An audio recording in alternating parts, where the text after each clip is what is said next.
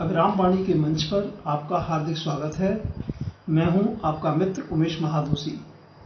समकालीन लोककथा स्वर्ण जयंती आयोजन की आभासी यात्रा में प्रस्तुत है कार्यक्रम स्वर्ण जयंती लोककथाएं, यानी समकालीन लोककथा की 50 वर्षीय सृजन यात्रा और उसके परिणाम को प्रतिबिंबित करती लोककथाएं। इन लोककथाओं में समकालीन लोककथा की लगभग सभी पीढ़ियों का प्रतिनिधित्व शामिल है। इस प्रस्तुति में हमारी दृष्टि एक ओर लघु कथा में अनुभूति की सघनता, बदलते जीवन मूल्यों की शाश्वतता और अपने समय की जड़ता को चुनौती देती अभिव्यक्ति पर है, तो दूसरी ओर विगत 50 वर्षों में समकालीन लोककथा के रूप स्वरूप में हुए परिवर्धन और परिवर्तनों का नोट लेना भी हम आवश्यक समझते हैं। इस कार्यक्रम के तहत प्रत्येक रविवार को 2-2 स्वर्ण जयंती लोककथाएं प्रसारित की जा रही हैं। निर्धारित समय है सायं 4 से 5 बजे के मध्य। उपलब्ध समय और प्रस्तुति की सीमाओं के दृष्टिगत हमने लोककथाओं का चयन अभिराम साहित्यिकी के समकालीन लोककथा स्वर्ण जयंती विशेषांकों से किया है।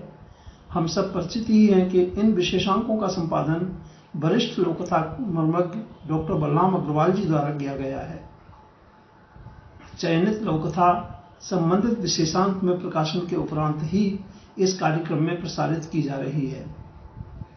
हमारा यह भी प्रयास है कि इस प्रस्तुति की बहुसंख्यक लोककथाएं सामान्य पाठक की पसंद भी बन सकें। तो आइए हम सब आनंद लेते हैं समकालीन लोककथा स्वर्ण जयंती आयोजन का और सुनते हैं आज की प्रस्तुति में 2 स्वर्ण जयंती लोककथाएं। वाचन उमेश महादोशी यानी मेरे द्वारा किया गया है। आज की पहली लोककथा है श्री भगवान वैद्य प्रखर जी की स्वाभिमान और दूसरी लोककथा है श्री नरेश कुमार उदास जी की सरकारी नल का पानी। श्री भगवान वैद्य जी की लोककथा अभिराम साहित्यिकी के जुलाई-सितंबर 2021 अंक में तथा उदास जी की लोककथा अप्रैल-जून 2021 अंक में शामिल है। तो पहले प्रस्तुत है श्री भगवान वैद्य जी की लोककथा स्वाभिमान। और अब विचार ना करो पर्वतिया, मनीष और बहू कल लौटने वाले हैं नागपुर। तुम पारंबी को बैग लेकर तैयार रखना, मैं रामदीन को भेज दूंगी लाने के लिए।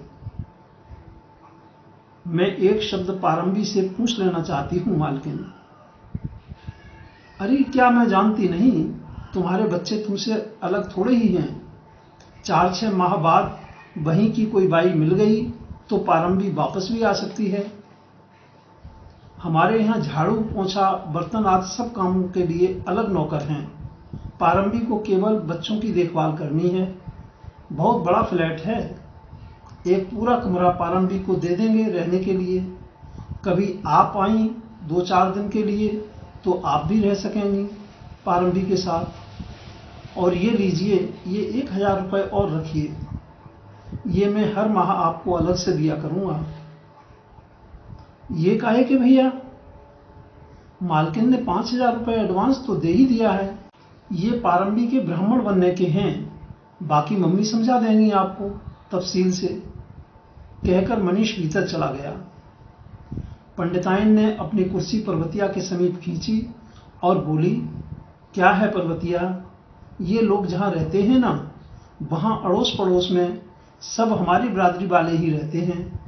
उनको जब पता चलेगा कि इनके घर में दिन भर रहने वाली ये लड़की ब्राह्मण नहीं है तो वे पानी भी नहीं पिएंगे इनके हाथ का। इसलिए तुम पारंबी को समझा देना कि उससे जब कोई उसकी जाति पूछे तो कह दे कि वह ब्राह्मण है। बस इतनी सी बात है।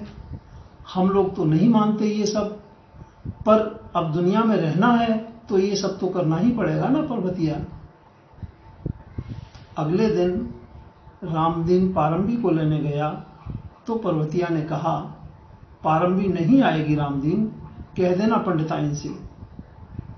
क्यों, क्या पैसे कम दे रहे हैं? नहीं रामदीन, बल्कि कहना चाहिए कि पैसे अधिक दे रहे हैं इस कारण। मैं समझा नहीं मौसी। रामदीन उनके रुपयों के लिए मैं अपनी जाति नहीं बदल सकती, कहने सुनने के लिए भी नहीं। हम जो हैं सो हैं और डंके की चोट पर हैं। हमें उसका अभिमान है। किसी को नहीं पसंद तो ना बुलाए हमें या ना रखे अपने घर पर काम पर। तो आपने कल ही क्यों न मना कर दिया मौसी? कल नहीं कह पाई रामदीन। कल मेरी जुबान उनके एहसानों तले दबी थी।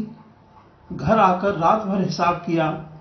उनके एहसान हैं तो मैंने भी उनके बच्चों कच्चों का, उनके घर के बुजुर्गों का गोमूत किया है।